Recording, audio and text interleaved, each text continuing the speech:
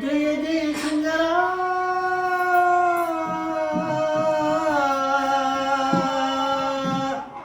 ஹர ஹர சங்கரா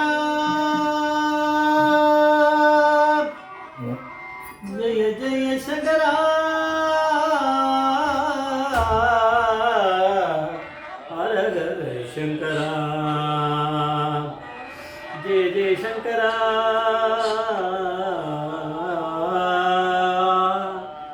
ஹர ஹர சங்கரா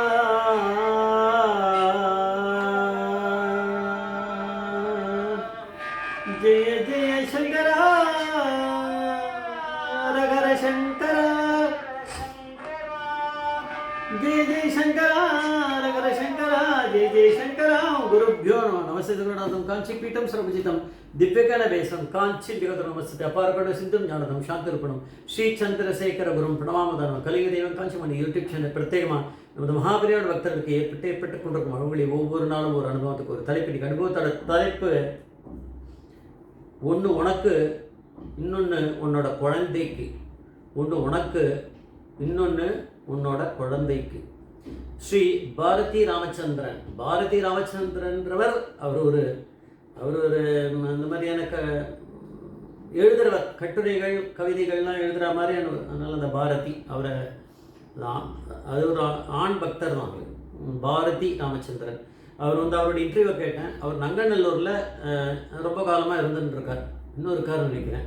ஆனால் அவர் பூர்வீகமாக வேறு எங்காவது இருந்திருக்கலாம். ஆனால் நங்கநல்லூரில் கடைசியாக தங்கியிருக்கார், அவர் அங்கே தான் இருக்கார்.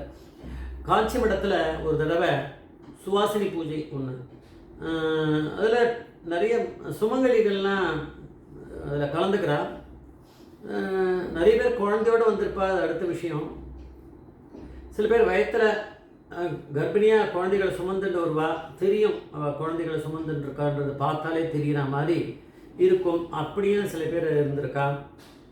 சில பேர் தெரியாது, அப்போ தான் கர்ப்பமாக இருப்பாளாக இருக்கும், இல்லை ஒரு 2 மாதமாக இருக்கும் அவள் கர்ப்பமாகி, இப்படிலாம் இருக்கும். நிறைய பேர் வரா, குழந்தைகளோட வரவாடா கூட வரா. இது அந்த சுமங்கலி பூஜை நடந்து அது முடிஞ்சிருத்து. இவர் கேள்விப்பட்டது, இவர் அந்த அனுபவத்துக்கு யார் சம்மந்தப்பட்டாலோ அவர் இவர் வீட்டு பக்கத்துலேயே இருக்காராம். அதனால் இந்த அனுபவத்தை சொல்கிறார். நம்மளுக்கு அந்த மாதிரியான ஒரு ஆதாரப்பூர்வமாக இருக்கக்கூடியதான நம்ம சொல்கிறோம், பேசுகிறோம். இவ நங்கநல்லூரில் இருக்குவா. இப்போ யாரோ அவள் கன்சீவ் ஆகியிருக்கா. கன்சீவ் ஆகி 2 மாதம் தான் இருக்கு அவளுக்கு, ஒன்றும் தெரியாது. கன்சீவ் ஆகி 2 மாதம் இருக்கும்போது அவளுக்கு வயிற்றுலேருந்து குழந்தை இருக்கா, சிசு இருக்கா இல்லையா ஒன்றும் தெரியாது. பெரியவா எப்படி இருக்கு அவளுக்குன்னா பிரசாதம் கொடுத்துட்டே வரார். ஆனால் யாருக்கெல்லாம் பெண் குழந்தை தெரியறதோ, கர்ப்பமாக இருந்தால் கூட அவளுக்கு நல்லாவே தெரியுது கர்ப்பமாக இருக்கிறது, நம்ம கண்ணிலே தெரியுது. நல்லா வயரும் கொஞ்சம் இதுவாக மாதிரி இருக்குது அவளுக்கு, இவ்வளோ மாதம் நல்லா வயசு பெருசாக வயர் பெருசாக இருக்குது அப்படின்னு அது தெரியும். அவளுக்கெல்லாம் அந்த சுமங்கலிகளுக்கெல்லாம் தங்க காசு கொடுக்குறார். மற்ற பேருக்கு வேறு ஏதோ கொடுக்குறார், ரவிக்கு அது என்ன கொடுக்குமோ வேறு ஏதோ. ஆனால் இந்த நங்கநல்லூர்லேருந்து போன அந்த பெண்மணிக்கு மட்டும் 2 வெள்ளி காசு கொடுத்துருக்காரு போல இருக்குது. அது அதோட அந்த பிரசாதத்தோடு சேர்ந்து இருக்குது. அதை அப்படி தொட்டிருக்காரு. அந்த தள்ளி வந்துட்டான். வந்த உடனே அதை எடுத்து வச்சுப்பாள், பையில் எடுத்து வச்சுக்கும்போது பார்த்தா 2 வெள்ளி காசு இருக்குது.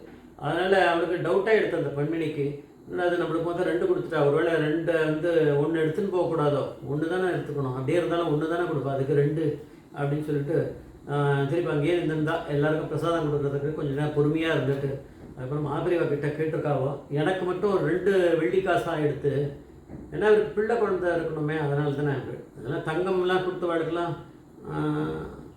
பெண் குழந்தை பிறந்திருக்கும் அப்படின்னு தோன்றுறது. ஏன்னா அவள் சொன்னால் தானே தெரியும். சில பேருக்கு வெள்ளி வாளுக்கு மட்டும் வெள்ளி கொடுத்துருக்கார், வெள்ளி 2ஆக கொடுத்துருக்கார். எனக்கு 2ஆக இருக்குது, 2 காசாக இருக்குது, 1 காசு ஒன்று நான் திருப்பி கொடுத்துட்றேன்னு, எனக்கு தவறுதெல்லாம் 2ஆக வந்துட்டுருக்கு அப்படின்னு நினைக்கிறேன் அப்படின்னு நானும். பெரியவா அப்படி சொன்னால் பெரியவா பதில் சொல்ல. மற்ற பேருக்கெல்லாம் பிரசாதத்தை கொடுத்துட்டே கொஞ்சம் லேட் பண்ணிகிட்டே போனான். அதுக்கப்புறம் திருப்பி என்ன அப்படின்னு கேட்டால் திருப்பி பெரியவா அது மாதிரி எனக்கு பிரசாதத்தில் 2 வெள்ளி காசாக கொடுத்துருக்கேன், 1 காசு தானே கொடுப்பேன், எனக்கு இன்னும் 2ஆக கொடுத்துருக்கேன்ட்டு நான் உன்னை கொடுத்துடலான்ட்டு அதுக்காக தான் நிற்கிறேன் அப்படின்னு. பெரியவா அதெல்லாம் வேண்டாம் வேண்டாம், 2 வச்சுக்கோ, ஒன்று உனக்குன்னு வச்சுக்கேன், இன்னொன்று வயத்தில் இருக்கக்கூடிய சிசுக்குன்னு வச்சுக்கோ அப்படின்னு சொல்லி பெரியவா சொல்லி ஆசீர்வாதம் பண்ணாங்க. அவளுக்கே பெரிய பயங்கரமாக அதிசயமாக இருந்தது தான். பெரியவா வந்து பார்த்தா கண்டுபிடிக்க முடியாது. தான் வயத்தில் ஒரு சிசு வளருதுன்னு அங்கே யாருக்கும் தெரியாது. எல்லாருமே அங்கே இருக்க வேணும் புதுசாக.